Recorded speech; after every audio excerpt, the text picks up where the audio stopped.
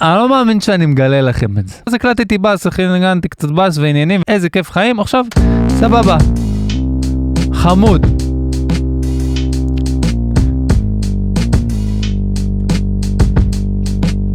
עכשיו, מה הבעיה שלי עם התפקיד הזה? שבין לבין יש שטף שנמשך יותר מדי זמן וחסר לו אופי. אז מה בדרך כלל אני אוהב לעשות? יש מלא דברים שאפשר לעשות עם זה. מלא. אבל ספציפית עכשיו היה בא לי להוסיף אפקט טרמולו, שהנה שמתי אותו פה עכשיו, וגם עשיתי לו פה, אתם רואים, עשיתי לו אוטומציה כזאת, שהוא פשוט מפה עולה לטרמולו, ואז הוא יורד, ואז הוא עושה את התפקיד שלו עם האופי, ואז הוא עולה עוד פעם, עושה את הכיף שלוגי שלו, ואז הוא יורד עוד פעם, ואז כאילו הבאס קצת משחק לי, יש לו קצת וייב יותר, יש לו סיפור מסוים. כאילו בלי הטרמולו זה נשמע פשוט פלט מדי לפי מה ששמעתם. אם אני מדליק את הטרמולו, חיברתי דרך אגב את ההרצים, ל-BPM של השיר, וקצת שיניתי כדי שיהיה קצת אוף-ביטי כזה לפי הז'אנר, אבל מה שאנחנו רוצים, זה אם מישהו רוצה את ה-BPM קונברטור הזה, תלכו לי הודעה או בתגובות, ואני אשלח לכם את העניין. בעיקרון אני שמתי את הטרמולו, מדליק אותו, ואתם שומעים את האפקט הזה?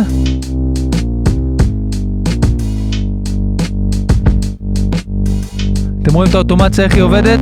לא הייתי עובד על סינק כל כך, הייתי עובד על רייט בלי סינק. למה? בסינק אתם מקובעים יותר, וכשיש לכם את הפריקונסי הרץ הזה, שאתם בוחרים את הכמות של הטרמולו, ככה עם ההרצים, וזה מביא מלא וייב ליצירה. ויש לכם שייפ. השייפ מחליט אם אנחנו עושים גל עגול בטרמולו, בווייב של הטרמולו, או גל כזה, ותשמעו את ההבדל.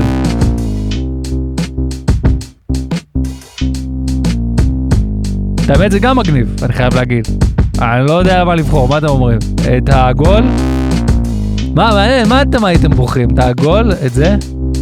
או את היותר כזה? בוא נגיד זה A, זה B, תבחרו. זה או זה? מה אתם אומרים? אני אומר זה. אז אופי מגיע הרבה פעמים מהכיוון של תנועה, אז יש מלא דרכים לעשות את זה. אחד הדרכים זה טרמולו, ואני אף על הדבר הזה, אני משתמש בזה ים בהפקות שלי. כדאי לכם, זה בסטוק של אבלטון. מי שיש לו אבלטון, יש לו את הדבר הזה. Great success. יאללה ביי.